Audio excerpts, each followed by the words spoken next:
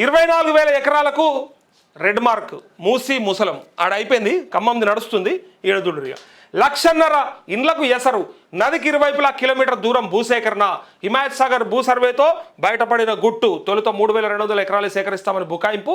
10,000 నిర్మాణాలే ప్రభావితం అవుతాయని గెజిట్. కానీ 24,000 ఎకరాలు చెరబట్టేందుకు సర్కార్ స్కెచ్. రేవంత్ ప్రభుత్వం దాగుడు మూతల పటాపంచలు.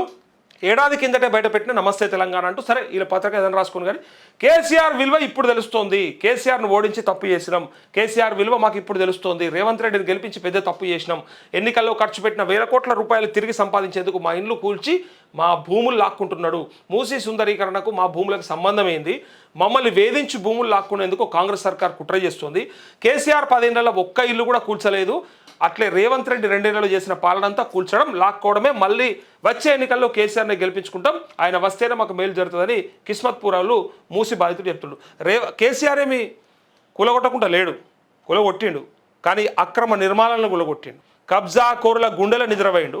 కబ్జా చేసినోని కథం పట్టించాడు. కబ్జా చేసినా లేకపోతే కొన్ని చోట్ల అక్రమాలకు తెగబడ్డ వాళ్ళ మీద ఉక్కుపాదంతో ఆనాడు కట్టడి చేసి నియంత్రించాడు. ఇదంతా మనం చూసినాం. ఇంక్లూడింగ్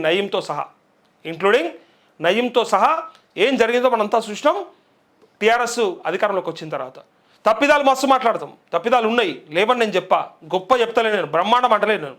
కానీ ఇగో ఈ విషయంలో మాత్రం కేసీఆర్ కూడా అయ్యప్ప సొసైటీలో కావచ్చు, మాదాపూరు, ఇంకా పలు చోట్ల అక్కడక్కడ ఆనాడు అక్రమ నిర్మాణాలు కూలగొట్టిర్రు. అవన్నీ మనం చూసినాం. అది పెద్దలై. ఎప్పుడైనా పెద్దోళ్ళ బంగళాలు ఎవడన్నా డీవియేషన్ ఉంటే రోడ్డు మీదకి వచ్చి కట్టుకుంటే కూలగొట్టకపోతే ఏం చేయమంటారా? ప్రభుత్వ భూములా కడితే కూలగొట్టకపోతే ఏం చేయమంటారా? అది పెద్దల విషయంలో తీసుకున్నటువంటి నిర్ణయం. అది డబ్బున్నోటి నిర్ణయం. కోట్లాది రూపాయలతో కడుతూ కోట్ల రూపాయలు ఆర్జించడానికి వ్యాపారం చేయడానికి కడుతున్నటువంటి చోట అలాంటివి చేస్తే రేపు పొద్దుగాలకు వచ్చే నష్టం ఏం లేదు.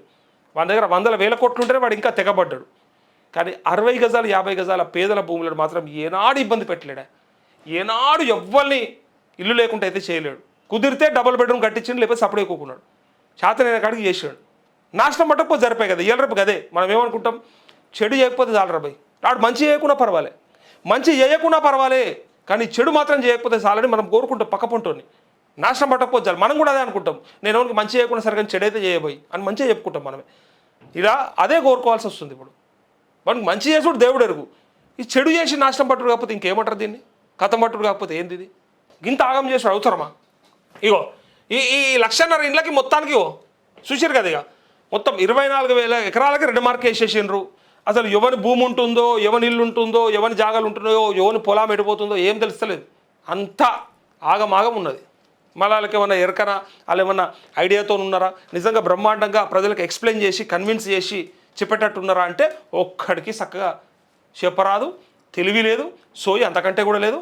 అంతా బంబాజమానం బబురాజమానం అన్నట్టు, భజగోవిందం బబురాజమానం అన్నట్టు ఉన్నారు. ఒక్కని కూడా సోయి లేదు.